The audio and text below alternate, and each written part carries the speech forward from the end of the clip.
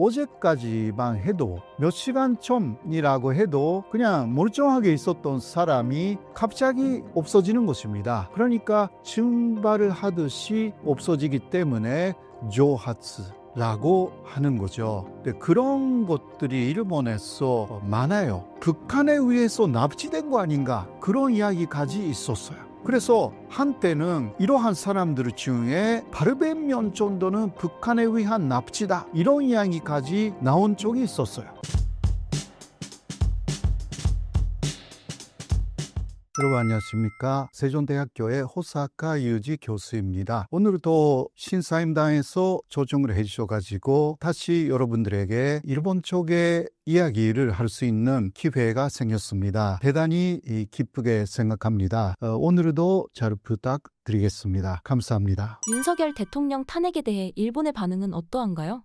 일본 쪽에서 윤석열 전 대통령이 탄핵이 2년 되어서 파면이 됐지 않습니까? 네, 여기에 대해서는 상당히 받아들이기 어렵다라는 사람들이 많아요. 왜냐하면 특히 기시다 정권하고 윤석열 정권은 기시다 총리하고 기시다도 지금은 전 총리가 되었습니다만은 윤석열 대통령이 상당히 개인적으로도 좋은 관계를 맺어가지고 도쿄에서 술을 마시고 둘이 식사도 같이 하고 그것도 2차까지 가고 그런 식으로 또 부인들끼리도 사이가 아주 좋았습니다. 그리고 또 일본 쪽에서 요구하는 굉장히 많은 것을 윤석열 정권이 거의 다 수용했습니다. 대표적인 것은 제3자 견제 문제라든가 이런 것을 한국 쪽에서 오히려 만들어서 일본에 갖다 바쳤거든요. 그래서 일본에서는 한일 관계를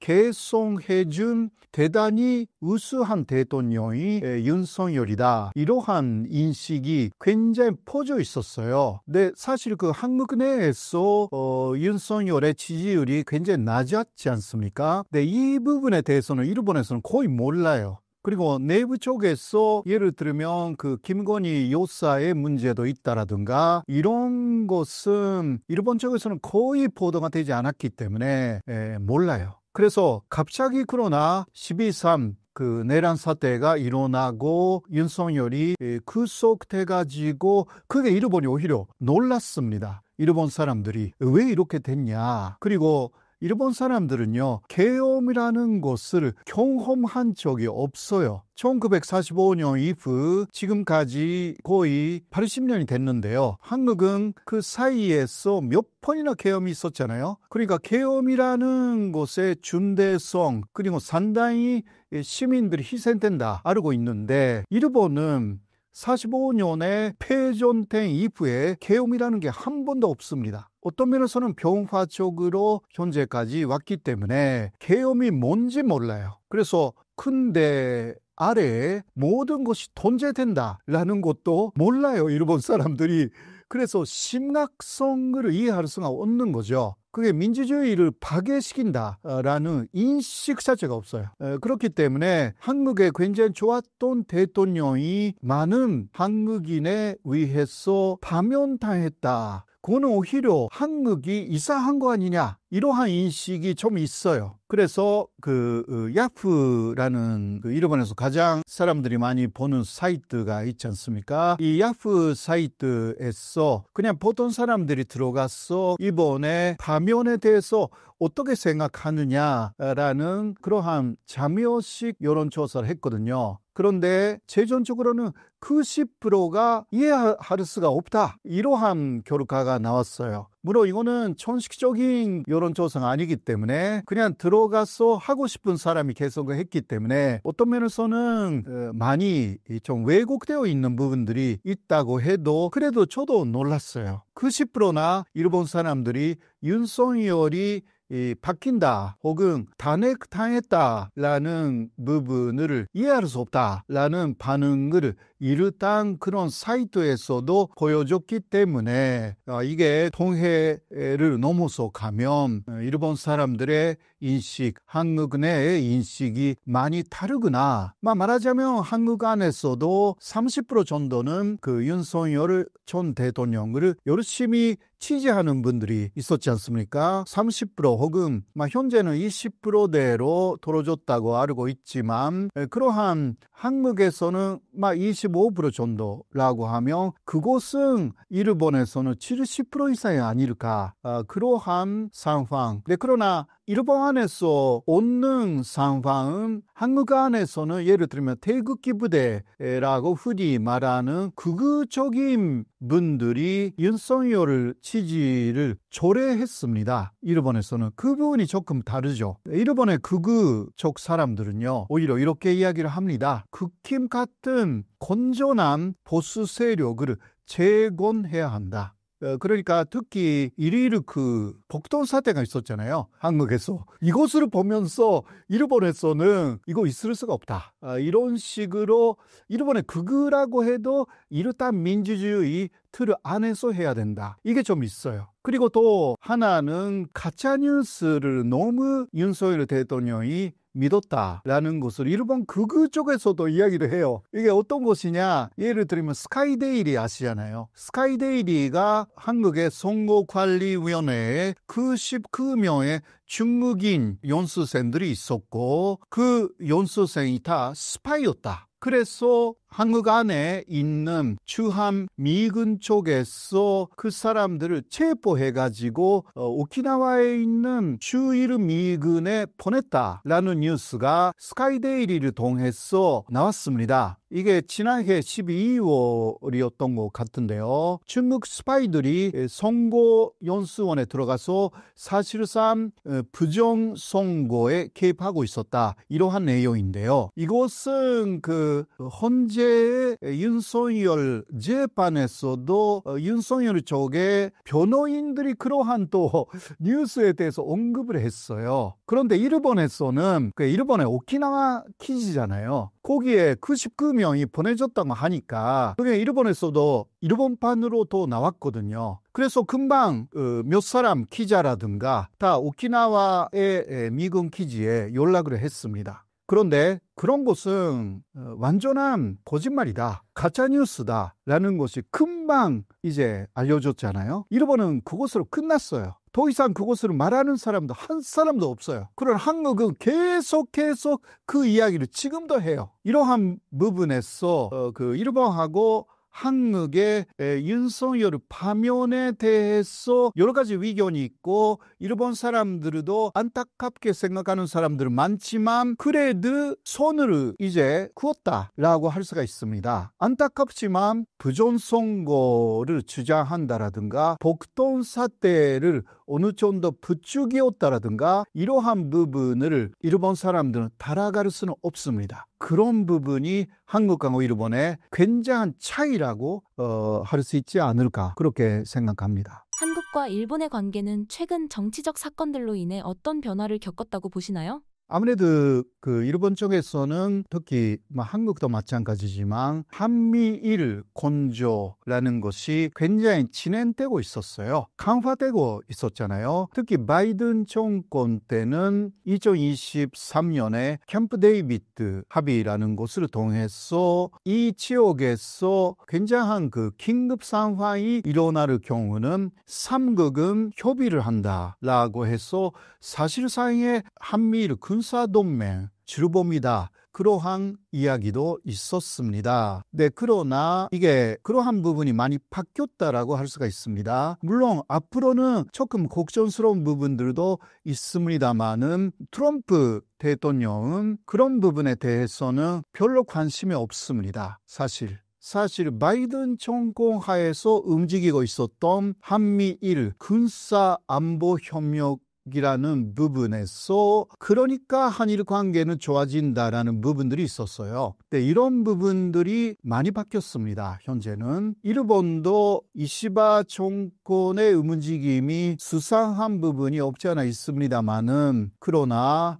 이시바 총리 자체는 평화주의자이기 때문에 또 이쪽에 지금 대통령이 누가 될지 모르지만 한국도 변화하고 있고 미국의 관세 정책이 잘 되고 있지 않습니다. 그러니까 중국이라는 존재에 대한 경계는 있다 하더라도 지금까지 하고 다르게 움직이는 것입니다. 그래서 한국하고 일본의 관계라는 부분에서 그런 국제 전세 안에서 볼 때에 상당한 변화가 있지 않을까. 그래서 경제적으로는 침묵하고 협력할 수밖에 없는 것이 현재 한국하고 일본이니까 사실 한중일 FTA를 맺자라는 움직임이 가속화되어 있습니다. 이거는 한국에서 많이 보도가 없지만 일본에서는 굉장히 많이 보도가 되어 있어가지고요. 중국하고 어떻게 지내느냐라는 부분은 현재하고 많이 달라질 것이다. 물론 미국하고의 관계도 중요하지만 이런 식으로 하여서 한일 관계뿐만이 아니라 한미일 그리고 중국하고의 관계, 물론 러시아하고의 관계 상당한 변화가 예측됩니다. 한국과 일본의 정치적인 차이점이 있다면 무엇인가요? 예, 한국하고 일본의 전체적인 차이점은요. 한국은 굉장히 분단되어 있습니다. 그러니까 전체적으로 보수하고 진보 세력이 상당히 분단, 그러한 상황이라고 볼 수가 있잖아요. 이거 미국하고 한국이 대통령제인지 몰라도 비슷합니다. 그리고 한국에서는 정치적 신념이 다르다고 하면 결혼하면 안 된다. 이런 것까지 있습니다. 그러나 일본은 거기까지는 없고요. 정치적인 또 신념 자체가 아주 분열되어 있지는 않아요. 물론 자민당을 지지하는 사람들이 많고, 요새는 또 그런 지지층도 떠나기 시작했어요. 일본은 뭐 한국도 비슷한 면은 있지만 좀 잘 못하면 지지를 바꿔요. 그러나 여기 한국에서는 콘크리트 지지층이라는 게 있잖아요. 아무리 어떤 그 지지하는 정당이나 뭐 대통령이나 잘못됐다라고 해도 지지를 조례하지 않습니다. 이러한 콘크리트 지지층 일본에서는 굉장히 적어요. 그런 부분이 한국하고 다르고 일본에서는 그 천상 일본에서는 천리잖아요. 천리 직선제가 아니잖아요. 그러니까 전체에 대한 관심이 덜합니다. 한국은 자신이 뽑은 대통령의 영향으로 엄청나게, 그러니까 자신이 뽑지 않은 사람이 대통령이 되면 이거는 5년 내내 기분이 나쁜 거예요. 근데 일본은 그런 게 없어요. 그래서 국회의원만 뽑으니까 일본에서는 관심이 없어요, 진짜. 예, 일본 사람들의 관심은 정치라는 것은 정치인이 평생 동안 정치를 하는 대대도 정치를 하는 사람의 직업이다. 그 정도로 생각하고 있고, 우리 가문의 직업은 또 있다. 그 가문의 직업을 열심히 해서 발전시켜야 된다라는 게 보통 일본 사람들의 생각이고, 한국은 벼슬에 중요하니까 역사적으로 마지막은 국회의원이 되거나 어떤 그 진짜 국가의 장관이 되거나 차관이 되거나 뭔가 그렇게 하면 성공한 그 하나의 인생이 되는데, 일본이 그런 게 없어요. 그런 게 굉장히 다르죠. 그러니까 한국인의 하나의 인생의 성공은 장관이 되었다, 차관이 되었다, 국회의원이 되었다, 혹은 정치권에 가까이까지 갔다. 이게 성공의 하나의 지표가 돼요. 일본은 그게 없어요. 일본은 자신의 전문 분야에서 어느 정도 성공했는가가 인생의 성공이에요. 이게 너무 다르죠. 근데 저는 개인적으로는 역시 그 일본의 비판적이기는 하지만 일본 쪽의 사람이 그렇게 나쁜 것이 아니다. 그렇게 생각을 합니다. 한국과 일본 간의 차이가 있는 게 정치가 사회에 미치는 영향력이 다르기 때문이라고 생각하시나요? 뭐 비슷한 부분도 많죠. 예를 들면 그 한국의 국회의원이나 일본의 국회의원은요, 사실 그 자신의 지역이 있죠. 자신의 지역에 얼마나 공헌을 했는가, 그것이 한국 이상으로 일본이 더 중요합니다. 한국에서는 자신의 지방에 물론 공헌해야 되지만 그게 혹시 촉다 하더라도 전국적인 활동으로 스타가 될 수가 있죠. 근데 일본은 그런 것이 많이 없어요. 그러니까 자신의 지역구에 얼마나 그 지역구를 발전시키고 그 지역구 사람들의 지지를 더 얻었는가, 이게 대단히 중요합니다. 그런 부분은 말하자면 주민들의 만족도를 올리는 것에 굉장히 신경을 일본 국회의원들은 씁니다. 물론 한국 국회의원들도 마찬가지지만 그런 부분에 약간의 강도의 차이는 있는 것이 아닐까. 저는 한국에 살고 있고 또 일본에서도 살았기 때문에 약간 그런 차이는 느낍니다. 향후 한국과 일본의 외교 관계에 대해서 어떻게 전망하시나요?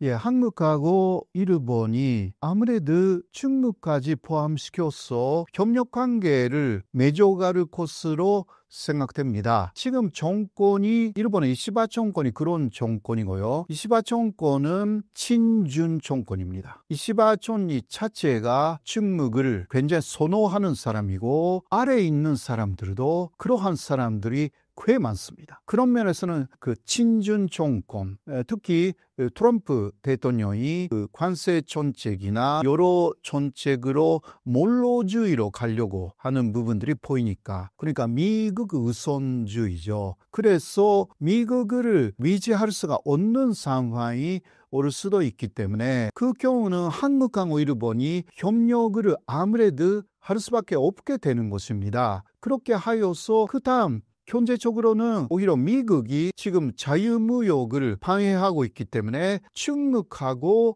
새로운 경제 공동체를 만들 수밖에 없는 상황이 될 가능성이 충분히 있고요. 물론 이것은 트럼프 정권 기간 만일 수도 있습니다. 그 다음에 유럽하고 일본은 계속 또 자유무역 체제로 가깝게 가려고 생각하고 있고 한국도 마찬가지입니다. 그러니까 유럽, 중국, 그리고 한국, 일본 이러한 공동체가 강화되지 않을까. 핵심적인 부분은 역시 일본하고 한국은 협력할 수밖에 없다. 이러한 시대가 지금 다가오고 있는 것은 사실입니다. 물론 역사적인 부분이나 그런 부분은 정확하게 짚고 넘어가면서 경제적인 부분은 다른 부분이기 때문에요. 이거는 협력하면 할수록 서로에게 좋은 것이니까. 경제는 그런 것입니다. 그러나 역사적인 부분은 다져서 가야 되는 부분들이 있습니다. 그곳은 좋은 경제 관계가 있으면 서로 여유가 생겨서 역사적인 부분에 대해서도 다시 노력을 해보자. 그렇게 될 가능성이 충분히 있기 때문에 좋은 정권이 탄생되어서 한국에서 일본은 이시바 같은 정권이 조금 오래 있었으면 좋겠다. 그런 생각이 있습니다. 물론 이시바 정권에도 군사 부분은 문제가 있거든요. 근데 이것은 또 말씀드릴 거예요. 일본에서 매년 수십만 명이 실종된다는 통계의 내용과 화제가 된 이유가 무엇인가요? 아무래도 일본은요, 실존자가 너무 많은 곳입니다. 보통 몇 년간 즉 8만 명 정도가 매년 실존되는 것입니다. 수십만 명 아니고요. 8만 명. 그리고 지난해에 통계가 올해 나왔잖아요. 지난해에는 8만 5천 명이었어요. 더 늘어났습니다. 그래서 한국에서 보도될 때, 물론 일본 국내 쪽으로 보도가 될 때 먼저 8만 5천 명 이렇게 보도가 돼요. 사람들이 놀래요. 그래서 조금 전에는요, 이게 굉장히 많은 숫자가 북한에 의해서 납치된 거 아닌가, 그런 이야기까지 있었어요. 그래서 한때는 이러한 사람들 중에 800명 정도는 북한에 의한 납치다, 이런 이야기까지 나온 적이 있었어요. 그러나 그것은 진짜 가짜 뉴스였거든요. 아무래도 북한의 그러한 일본인 납치 문제가 잘 해결되지 않았을 때 그런 이야기가 많이 나왔던 거예요. 그런데 통계가 또 상세하게 나오잖아요. 예를 들면 8만 명 정도 실종이 되면 한 달이나 두 달 정도 혹은 1년 이내에 6만 명 정도는 돌아온다고 합니다. 그래서 사실상 1년 이상 실존되어 있는 사람들은 2만 명에서 2만 5천 명, 그리고 신고 안 하는 사람들도 있기 때문에 그런 사람들은 1만 명 정도라고 그렇게 생각하고 있어서 결국은 3만 명에서 3만 5천 명 정도가 실제로 실종된다. 이게 그 일본 쪽에 대충 하는 이야기입니다. 자, 먼저 1년 이내에 돌아오는 사람들은 뭐냐라는 것인데 사실상 가출이에요. 쉽게 말해서. 그 가출이라는 것은 아버지나 어머니하고 사이가 안 좋다. 그러니까 그냥 집으로 나가버리는 것입니다. 그런 사람들이 꽤 있거든요. 그거는 부모하고의 관계가 안 좋다라는 사람들을 예를 들면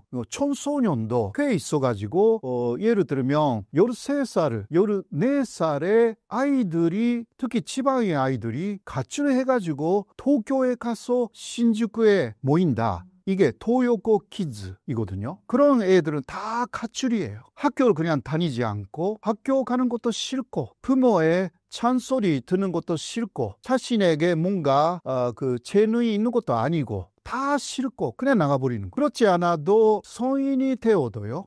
역시 자신의 인생 잘 안 풀리니까 그냥 가출을 해버려요. 그런 사람들이 일본에 꽤 많습니다. 한국에서도 전혀 없다고 할 수는 없지만 일본이 훨씬 많은 것 같아요. 아무래도 그거는 가정교육이 그런 부분에서는 되어 있지 않습니다. 유교교육이라는 면은 일본은 거의 없으니까요. 그리고 결혼한 후에도 아내하고의 관계가 굉장히 안 좋다라고 하면 남편이 갑자기 사라져요. 이런 사람들이 그러나 돌아오기는 하죠. 그래도 안 돌아오는 사람들도 있는 거죠. 3만 명에서 3만 5천 명 정도. 자, 이 사람들은 어떻게 됐냐? 경찰에 가면요. 먼저 돌아오는 사람들은 많으니까 경찰은 기다려라 라고 해서 안 찾아줘요. 그건 경험상 찾지 않아도 되는 사례가 너무 많아서 경찰도 확실한 사건이 아니면 안 찾아줍니다. 그러니까 한 달, 두 달 정도 해서 돌아오지 않으면 다시 오라고 그래요. 네, 한 달, 두 달 정도 해서 안 돌아왔으니까 다시 가잖아요, 경찰에. 그러면 경찰로 가는, 그러면 전문적으로 찾아주는 그런 사람을 소개를 해주겠다고. 자신들은 안 찾아줍니다. 물론 확실하게 이거는 사건이다, 납치되었다, 혹은 뭔가 굉장한 문제가 있다. 예를 들면 치매 노인이 사라졌다라든가 이거는 사건이에요. 이런 것은 수사를 해줍니다. 혹은 확실하게 유괴되었다라든가 이게 증거가 있을 경우는 경찰은 수사를 합니다. 그런데 거의 70%, 80%가 아니다라고 경험상 알고 있는 경찰들은 이제 대연하게 이야기를 합니다. 사실 10년 만에 연락이 오는 사람들도 있다고 합니다. 그거는 10년이나 가족하고 떨어져 있어가지고 이제 보고 싶게 된 거죠. 그런 사람들이 꽤 있다고 합니다. 아이가 그렇게 떠나버려가지고 외지에서 결혼했어요. 그러면 부모님 생각 나잖아요. 그러니까 10년 만에, 15년 만에 연락이 올 때가 있다는 거예요. 혹은 계속 찾고 있었던 그러한 사람들도 있기 때문에 그러면 신문의 광고란에 조그맣게 사람을 찾습니다. 이런 거 많이 내는 란이 있거든요. 근데 그것을 우연히 봤다. 그렇게 해서 내가 너무 부모나 아내나 혹은 남편이나 기타 가족에게 폐해를 끼쳤다라고 몇 년 만에 후회해가지고 연락을 해주는 그런 경우도 있다고 합니다. 일본은 한국보다 훨씬 넓고 이게 길어요. 그렇죠? 홋카이도에서 오키나와, 큐슈 오키나와까지 엄청나게 길어요. 찾기도 어렵고 그렇게 해서 숨어서 혹은 연락하지 않고 새로운 생활을 하고 있는 사람들이 꽤 많은 것입니다. 조아츠라 불리는 인간 증발 현상의 배경과 원인은 무엇인가요? 예, 일본에서 이런 것을 조하츠라고 일본말로 하고 증발이라는 뜻인데 어제까지만 해도 몇 시간 전이라고 해도 그냥 멀쩡하게 있었던 사람이 갑자기 없어지는 것입니다. 그러니까 증발을 하듯이 없어지기 때문에 조하츠라고 하는 거죠. 근데 그런 것들이 일본에서 많아요. 그리고 일본에서는 한국처럼 CCTV가 그렇게 많지 않습니다. 한국이야말로 CCTV를 확인하면 그냥 알아서 스스로 나갔는지 혹은 유괴당했는지 대충 알 수가 있잖아요. 근데 일본은 그런 CCTV가 없는 데가 굉장히 많습니다. 한국하고 일본의 또 다른 부분은 그런 부분이죠. 그래서 어떻게 사라졌는지 알 수가 없습니다. 그래서 조하츠, 증발 이렇게 말합니다. 일본에서 실종되는 사람들의 특징이 무엇인가요?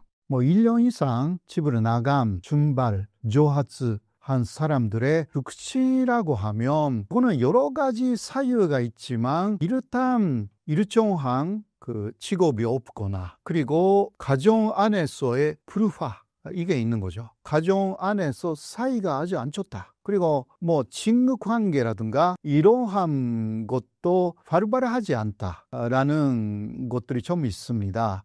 그렇기 때문에 없어졌으니까 친구한테 연락을 해서 알아본다라고 해도 친구가 없는 거예요. 예, 그런 경우가 많습니다. 그래서 본인도 답답하겠죠. 답답하니까 어딘가에 가서 새로운 세상을 찾고 가는 것 같아요. 그러한 분들이 많아요. 일단 활발한 성격이 아닌 분들이 많습니다. 그러나 아주 조용하고 모든 것을 참고 견디는 그러한 스타일이죠. 그러나 갑자기 폭발해가지고 그것으로 또 주변에게 폭발해서 화를 내거나 핫소용하거나 그러면 그렇게 없어지지 않습니다. 근데 모든 거 싫다라고 해서 그런 식으로 주변에게 말을 할 수도 없는 그러한 성격인 사람들이 꽤 많다라는 것이 일단 알려져 있습니다. 일본 사회의 높은 사회적 기대와 개인의 자유가 실종 문제에 어떤 영향을 미치나요? 한국도 마찬가지지만 일본에서는 먼저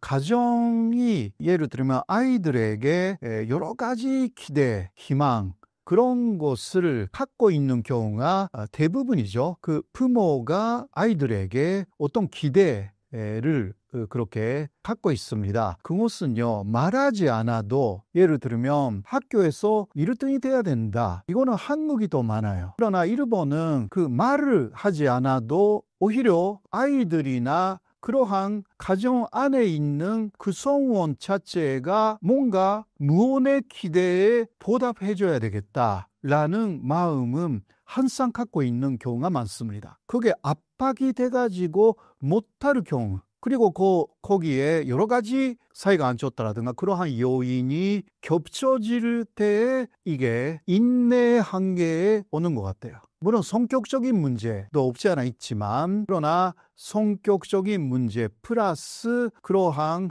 외압이라고 할까 기대에 대해서 보답을 못하는 그러한 양심의 가책 이런 것이 복합적으로 작용이 돼가지고 그냥 일본에서 이런 표현을 하거든요. 실이 끊어졌다. 그런 식으로 사라져 버리는 것입니다. 그 실이라는 것은요, 일본은 옛날에 그 연이라든가 이게 실이 있잖아요. 근데 이 실이 끊어지면 연이 어딘가 날라버립니다. 그런 식으로 사라져 버린다. 그렇게 알려져 있습니다. 이러한 현상을 해결하기 위해 어떤 해결책이 필요하다고 보시나요?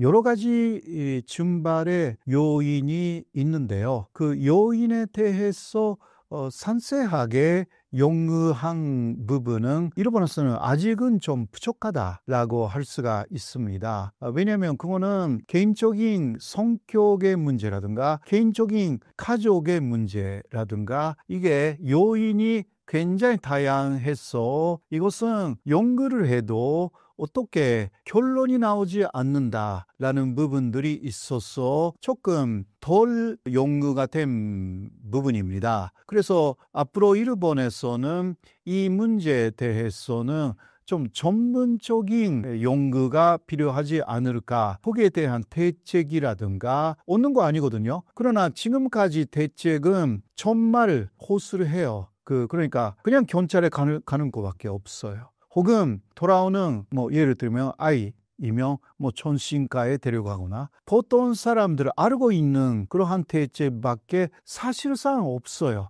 개인의 자유라는 부분들이 있어가지고요. 집에 그냥 묶어놓고 그렇게 있을 수가 없기 때문에 이러한 부분들이 꽤 어려운 부분이다라고 할 수 있습니다. 앞으로의 여러 가지 연구 조사, 좀 더 적극적으로 일본 정부도 그렇고 지자체에서도 이러한 부분에 대처해야 된다. 그렇게 생각합니다. 최근 일본에서 한국 문화를 수용하는 사례가 늘고 있는데 이는 일본의 문화적 정체성에 어떤 변화를 가져오고 있나요? 요새 일본의 젊은 사람들을 중심으로 한국 문화를 많이 수용합니다. 그거는 예를 들면 이러한 시작은 물론 한류라든가 K-팝의 영향도 있지만 라인이라든가 이런 곳의 영향도 없지 않아 있습니다. 기타 한국 내에 여러 가지 SNS라든가 이런 것을 조금 알고 있는 일본인들은요, 한국의 SNS 메신저라든가 여러 가지가 있는데 그 안에서는 예를 들면 일본에 얻는 문화가 있다라는 것을 알게 됩니다. 어떤 문화냐? 예를 들면 애인끼리 만났는데 100일 정도가 되면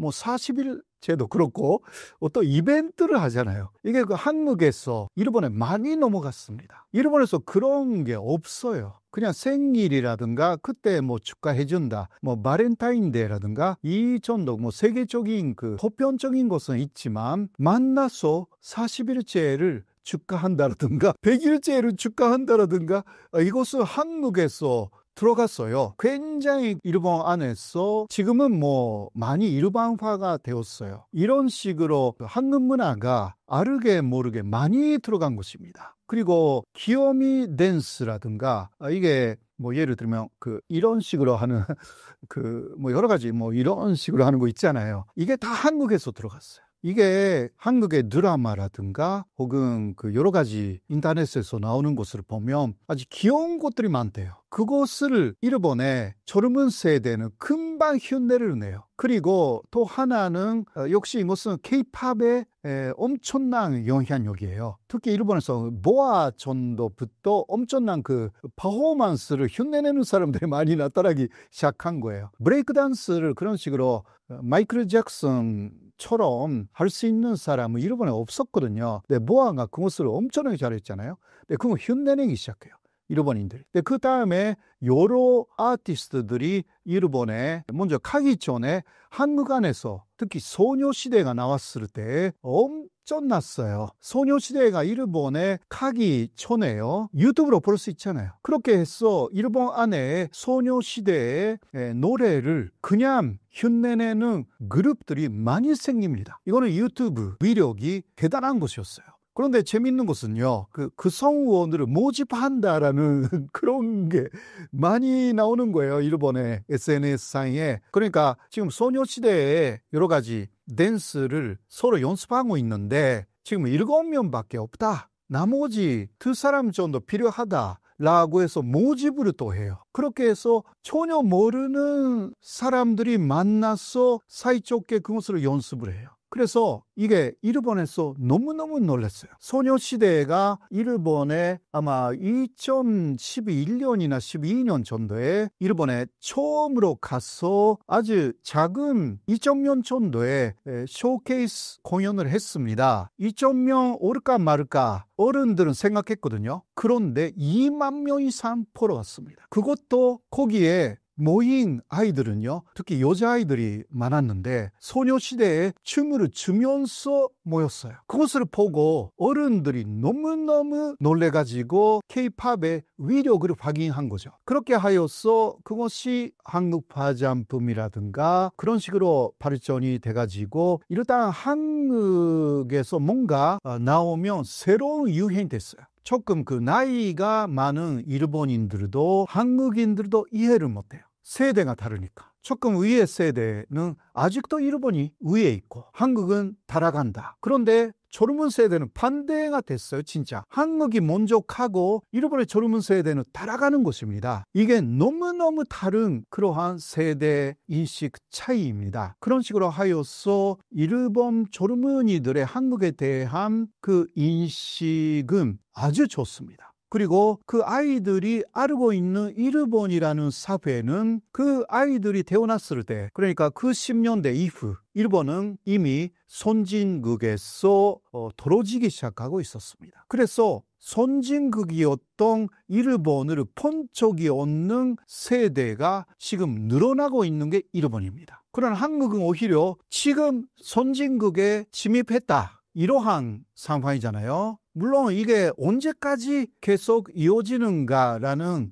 문제가 있거든요. 출산율 문제도 있고요. 해서 그러나 일본은 훨씬 이전에, 그러니까 30년 전도 촌의 선진국에서 떨어지기 시작했어요. 그 이후에 태어난 일본인들은 조르무르 때부터 태어났을 때부터 일본은 문제가 많았습니다. 오히려 선진국이라는 거 과거의 이야기가 돼버려가지고 한국은 지금 현재 한국이 선진국인 거예요. 여러 가지 문제 있다고 해도 그냥 이거 지켜야 되는 거죠. 한국에서는 이거 지켜나가면 계속 일본은 지금도 극복하지 못해가지고요. 여러 일본 내의 사회적인 문제, 경제적인 문제, 기술적인 문제를 극복하지 못해가지고 지금 우왕좌왕하고 있어요. 이러한 부분이 있기 때문에 일본은 그런 부분에서도 그렇게 되지 않도록 배워야 되고 한국은 출산율 문제라든가 인구 감소 문제라든가 이런 것을 해결해 나가면서 그 선진화라는 것을 가속화시켜야 된다. 그렇게 생각합니다. 최근 기사에서 젊은 일본인들이 한국어를 배운다고 하는데요. 실제로 그런 움직임이 있나요? 먼저 한국어를 배워야 된다라는 젊은이들이 꽤 많습니다. 이유는 노래를 이해하고 싶다라는 거예요. 처음 일본에 진출한 가수들은 그냥 일본말로 노래를 불렀죠. 처음 그러니까 보아는 완전히 일본말로 일본에서 노래를 했어요. 그게 곡은 한국의 곡이었지만 J-POP이 돼버린 거였어요. 그런데 카라라는 그룹가 나와가지고 카라는 일본어하고 한국어를 섞어서 부르기 시작했어요. 그래서 카라가 말하는 그 말이 뭐지? 라고 해서 일본 젊은이들은요 한국말을 배우기 시작했어요. 그러한 영향이 꽤 있었습니다. 그리고 또 아시다시피 한류 드라마 붐이 많이 일어나가지고 한국어를 배워야만이 많이 좀 이해가 된다라고 해서 한국말을 배우는 붐이 굉장히 일어났죠. 근데 한때는 또 중국말을 배우는 사람들도 많아졌기 때문에 제2 외국어로 영어는 확실하게 다 배우니까 그 다음에 어떤 언어를 배우냐라는 경쟁이 중국어하고 한국어가 됐어요. 그런데 중국하고 일본의 관계가 조금 떨어져 가지고요. 다시 한국어가 제2 외국어로서는 가장 위로 다시 한번 올라갔다. 라는 소식도 좀 있었습니다. 이거 앞으로 또 중국하고 일본의 관계가 좋아질 수도 있기 때문에 계속 경쟁 상태라고 할 수가 있는데요. 아무래도 일본 사람의 입장으로서는 한국어는 오순이 같아가지고 문법이 거의 비슷해요. 그러니까 쉽게 배울 수 있다라는 인식이 있어요. 한국인이 일본어가 쉽다고 느끼는 거하고 비슷하다고 할 수가 있습니다. 그래서 앞으로도 일본인들은 한국어를 많이 배울 거라고 생각이 됩니다. 일본의 한자 사용으로 인해 디지털 문맹이 증가한다고 하는데요. 디지털 시대의 한자 사용의 문제점은 어떤 게 있을까요? 아무래도 일본말을 키보드로 입력할 때 빨리빨리 못하죠. 왜냐하면 히라가나 입력하고 또 그것을 한자로 변환시켜야 되기 때문에 시간이 좀 걸려요. 그리고 또 예를 들면 일본 기자들이 인터뷰를 하거나 혹은 어떤 사람이 말하고 있는 것을 속기해야 하잖아요. 그때는 한자 쓰고 있으면 이거 속기 못합니다. 그래서 일본에서는 속기법이라는 게 따로 있거든요. 이거는 일본어가 아니에요. 그러니까 속기라는 글자가 있는 거예요. 그런데 저도 한국에 왔으니까 한국에도 그런 게 있는 줄 알았는데 한국은 그냥 한국으로 그냥 속기할 수가 있어요. 이런 부분에서 속도 부분에서 일본의 그런 한자 문화는 확실하게 한계는 있어요. 자, 그러면 한자를 없애고 히라가나나 카타카나만으로 쓰자. 그런데 이러한 이야기를 사실 한 사람은 거의 없습니다. 일본에서. 왜냐하면 히라가나로 쓰면 무슨 말인지 몰라요. 또 띄어쓰기가 없기 때문에. 띄어쓰기가 되면 조금 이해가 될지 모르지만 아무래도 한국어도 비슷하지만 일본말로 하나라고 하면 꽃라는 뜻도 있지만 이거 nose 이것도 있기 때문에요. 그래서 히라가나로 하나라고 쓰면 어느 쪽인지 몰라요. 그러한 문제도 있기 때문에 한자가 있어야만 이해가 되는 게 일본인들의 감각이에요. 그렇기 때문에 한자가 여러 가지 불편함이 있다 하더라도 없앤다라는 논의는 없습니다. 이러한 것이 한국하고 조금 다른 부분이다 라고 말씀드리죠. 반면 디지털 시대에서 한국어의 장점은 무엇인가요?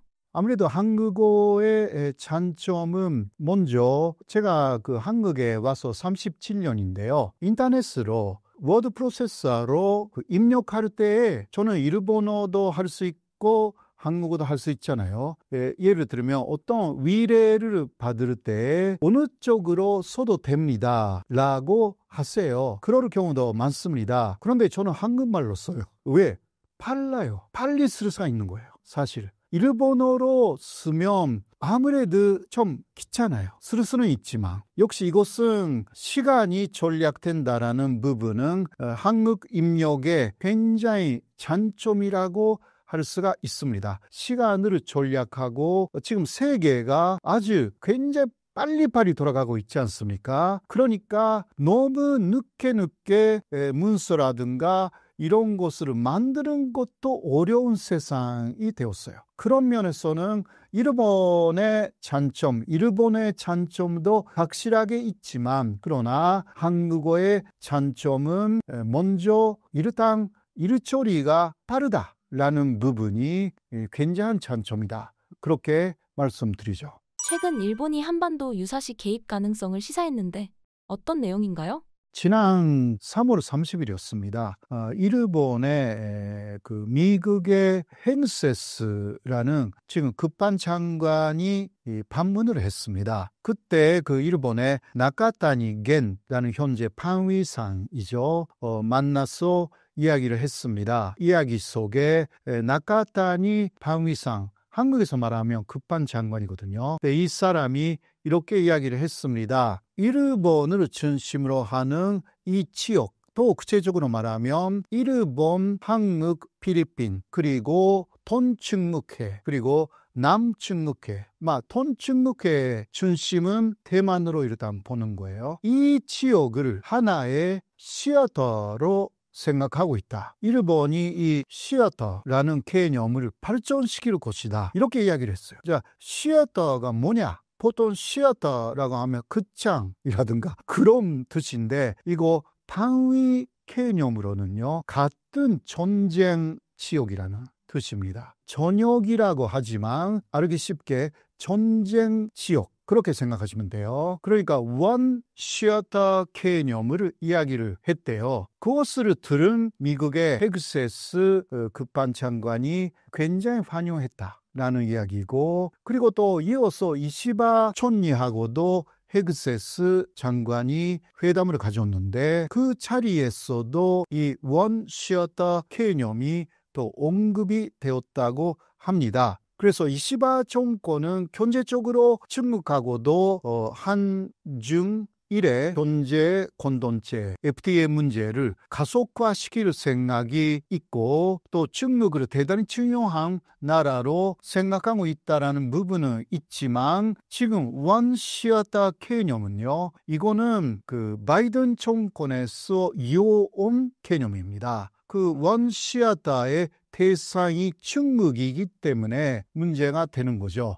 그래서 이것은 전쟁을 하는 상대로서 중국을 일단 가상 적극으로 설정해 놓은 개념입니다. 또 말하자면 대만 유사시에 여기서 움직인다. 또 필리핀하고 중국이 대단히 대립하고 있는 남중국해 문제도 일본이 더 개입한다. 또 톤중국해는 아까 이야기했듯이 대만 문제입니다. 사실 이러한 부분은 바이든 정권의 구상의 연장선상에 있다라고 할 수가 있습니다. 또 우리가 조심해야 되는 부분은 미일 동맹 있잖아요. 미국은 뭔가 이 지역에서 특히 대만 문제가 있으면 일본하고 여러 가지 협력하여서 미국은 많이 개입을 못하더라도 일본이 개입하도록 그렇게 계속 만들고 있어요. 그런데 문제는 일본은 평화 헌법이 있기 때문에 중국이 혹시나 대만을 침공했다. 그 경우는 일본은 멀리서 미사일을 날리거나 이거밖에 못 돼요. 네, 그러나 가장 중요한 것은 대만을 혹시 방어한다라고 하면 대만에 상륙해야 돼. 혹은 중국하고 진짜 싸운다고 하면 중국한테도 상륙을 해야 돼요. 이거 일본 자위대는 못합니다. 평화헌법이 있기 때문에 일본의 평화헌법은 상대국에 상륙하는 것을 완전히 금지하고 있기 때문에. 자, 그러면 상륙하는 거 누가 하느냐? 그래서 완시였다라고 일본은 결론적으로 한국으로 끌어들이고 싶어서 이거 기시다 때도 그랬지만 지금도 이게 연장선상에 그렇게 이야기하고 있는 것입니다. 혹시나 대만 유사 사태 이거 없으면 없는 대로 그냥 끝나는 것이지만 혹시 있으면 일본이 대응하기 어렵다. 미국도 멀리 있어가지고 트럼프 정권이니까 이게 얼마나 여기에 개입할지 모르겠다. 그러나 일단 주일 미군이나 주한미군은 개입한대요. 그런데 그거는 거의 3개월 정도밖에 개입을 못합니다. 그 이유는 미국 의회의 수인이 필요해요. 그런데 미국 의회는 지금 특히 트럼프니까 수인 안 해요. 그러면 전쟁으로 계속할 수 없어요. 그때 원하는 것은 일본이나 한국에 열심히 해주는 것을 원하는 거예요. 자, 한국의 입장을 좀 보자. 2년쯤 전에 한미 동맹의 주한미군의 사령관에게 어떤 기자가 인터뷰를 했어요. 혹시 대만 유사시 주한미군은 어떻게 하는 것이냐? 그 사람은 이렇게 이야기를 했습니다. 그 사람은 당시는요, 전 사령관이었어요. 현직 사령관이 아니었지만, 그러나 빈센트라고 해서요, 굉장히 지금도 발언력이 강한 사람이에요. 그 사람이 이렇게 말했어요. 혹시 대만에 중국이 개입할 경우는 주한미군은 대만으로 간다. 이렇게 정확하게 이야기를 했어요. 그때 기자가 또 물어봤습니다. 그러면 한국군은 어떻게 합니까? 빈센트는 말했습니다. 한국군은 알아서 할 것이다. 자, 이게 무슨 뜻이냐? 조금 생각하면요, 주한미군이라는 것은 변택이라든가 군산이라든가 있는 거잖아요. 거기서 대만으로 가는 거잖아요. 대만에 찍고 있는 거 아니에요. 다시 돌아와. 그러면 중국은 변택이나 군산을 그대로 놔둘까요? 아니죠. 상식적으로 변택이나 군산을 공격할 거예요. 중국 자체가. 그렇죠. 그러면 한국군은 어떻게 할 거죠? 그때 이거 우리가 잘 생각해 놓아야 되는 부분이고, 확실하게 편택에 있는 군산에 있는 주한미군을 공격할 거죠, 중국이. 그러면 그거는 연도를 당한 것입니다. 한국이 아무것도 안 한다, 한국군이. 그럴 수는 없죠. 그거는 또 한국 내에 여론이 또 그것을 용납을 못해. 그러니까 이제 자동적으로 개입하게 되는 거죠. 대만 유사시, 대만 사태. 잘못되면 중국과의 전쟁이 일어나고. 그래서 말을 안 하지만 자동적으로 만들어지는 시나리오입니다. 그래서 일본이 그것을 모를 리가 없죠. 잘 알고 있죠. 그래서 완시였다라고 하면서 결국은 육군 쪽은 한국에 다 맡기고, 일본은 해군 쪽에서 미사일이라든가 함모라든가 항공모함이라든가 이런 부분에서 한국도 얻는 것이 아니지만 일본이 많으니까 이런 것으로 공해군은 일본이, 육군은 한국, 이러한 시나리오가 있지 않을까 대단히 우려되는 부분입니다. 거기에 한국이 넘어가면 절대 안 됩니다. 한국은 한국의 국익을 중심으로, 왜냐하면 그렇게 되면 중국하고 전면전이 되는 것은 일본이 아닙니다. 한반도입니다. 대만하고 한반도이기 때문에 조심해야 합니다. 더 말씀드리면 미국은 중국이 대만을 침공하기 전에 모든 준비를 끝내겠다라고 이야기를 했어요. 해서 무엇을 지금까지 하고 있냐고 하면 오키나와를 중심으로 하는 일본 규슈 아래부터 쭉 대만에 이어지는 일본의 섬들이 있잖아요. 여기에 거의 모든 섬에 미사일 부대를 설치했습니다.